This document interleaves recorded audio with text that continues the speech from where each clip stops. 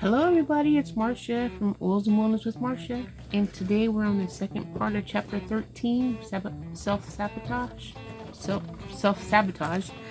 from Ula, Finding Balance in an Unbalanced World. And what we're going to read about is Breaking Up with Ed from Alyse, A-L-Y-S-E, Hall. Sticks and stones may break my bones, but words will never hurt me. Yeah, right. You look fat in those jeans, Ed said. Part of me wanted to die whenever Ed spoke to me.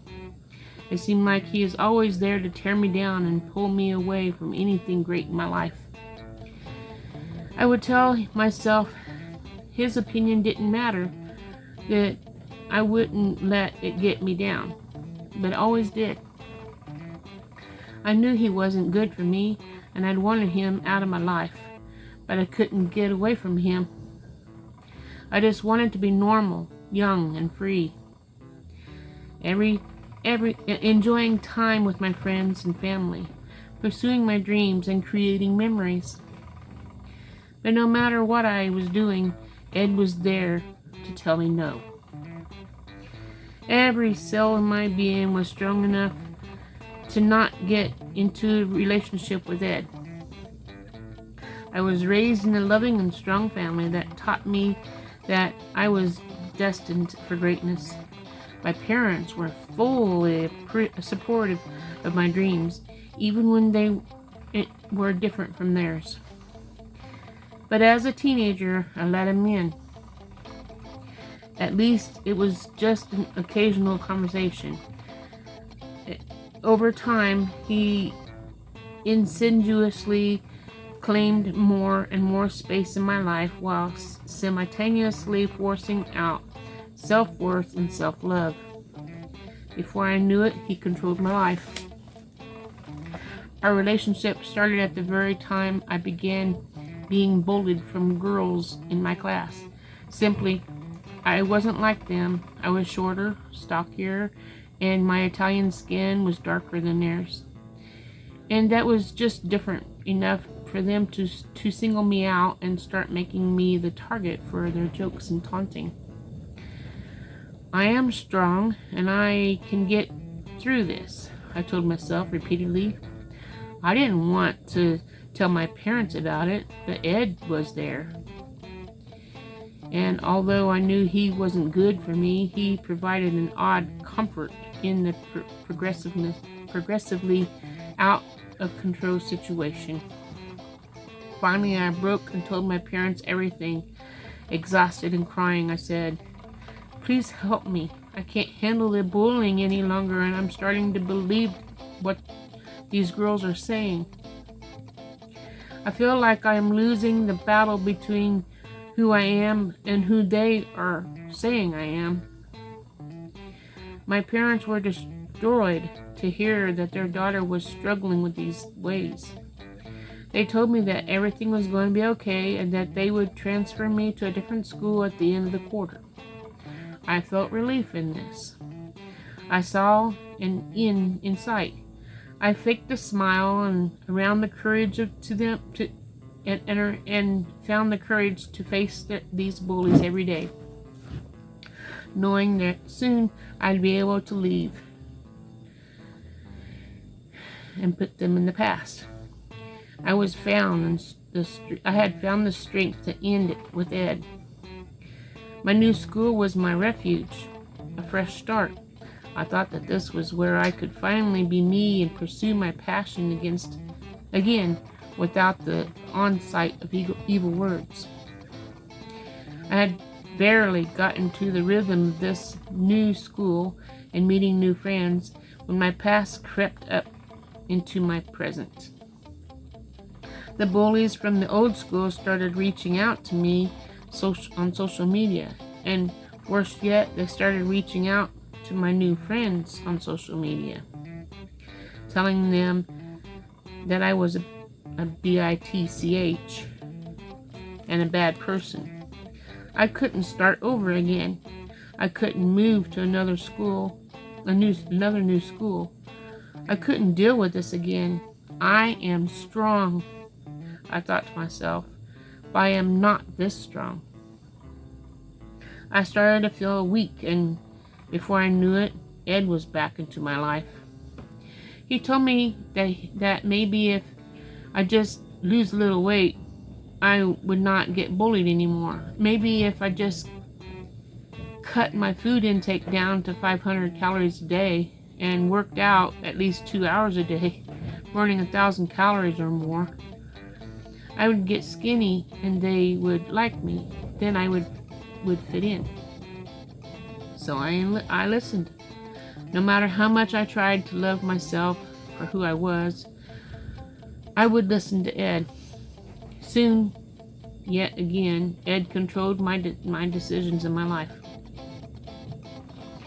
I would get anxiety when my family was planning a family get-together because I knew that there would be food there. There would be pasta and bread, my favorites. Look at yourself. You're already fat, and you go to the family party where there's food and you will eat it and get fatter, Ed said. Before I knew what happened in my life, I was 95 pounds. I thought in the mirror, I would look in the mirror and see my ribs sticking out from under my bra. I would think, oh my God, what have I done to myself? God, please help me. Please save me from this. But as soon as I would get an honest glimpse of my frail body, Ed would tell me that I was still fat and that I could do better. And that's why people hated me. You are pathetic. Suck your stomach in, Ed would tell me. I missed out my family vacations because of Ed. I missed out with my fun with friends because of Ed, and I missed out on any chance at a real relationship because of Ed. At age 22, with the encouragement of my family, I broke it off with Ed for the last time. It was during my 7 months of therapy for exercise bulimia that I realized how destructive Ed had been in my life. I become aware that my relationship with Ed, eating disorder, started shortly after the bullying started and intensified throughout my teenage years. Although it didn't kill me physically, it killed my spirit. As a young woman, had robbed me for so much. In therapy, I was asked to write out everything about that Ed would tell me, and the list was long. When asked to write out something that I loved about myself, I just sat there. My mind was a sheet of paper in front of me, blank. My eyes welled up with tears as I realized that although Ed didn't kill me physically, he killed me my confidence, self-worth, power, and dreams. I chose to end it here.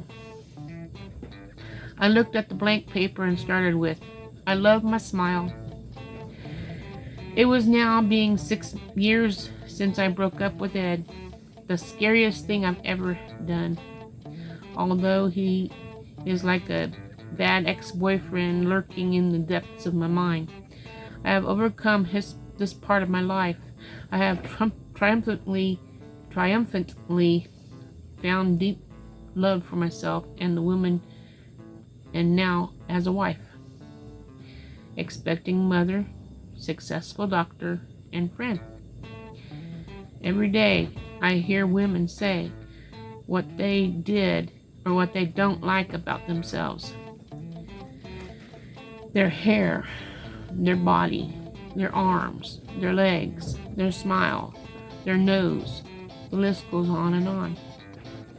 When I hear this, I know that even though they may not have an eating disorder, they do have an Ed in their lives.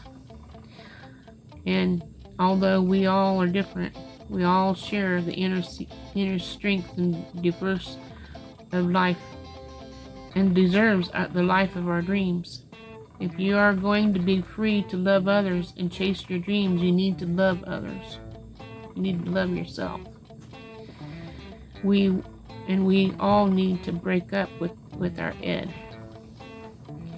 Words are powerful. They can build you up and break you down.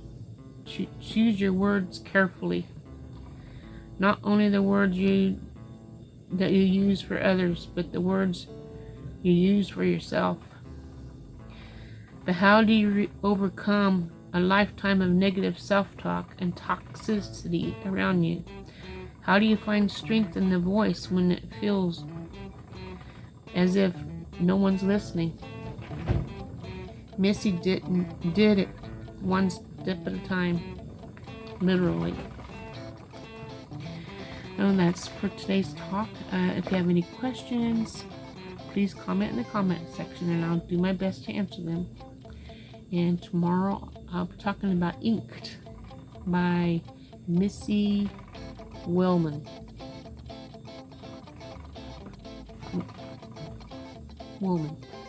So I hope you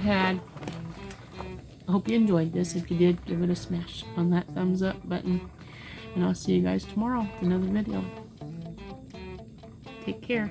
Love you guys.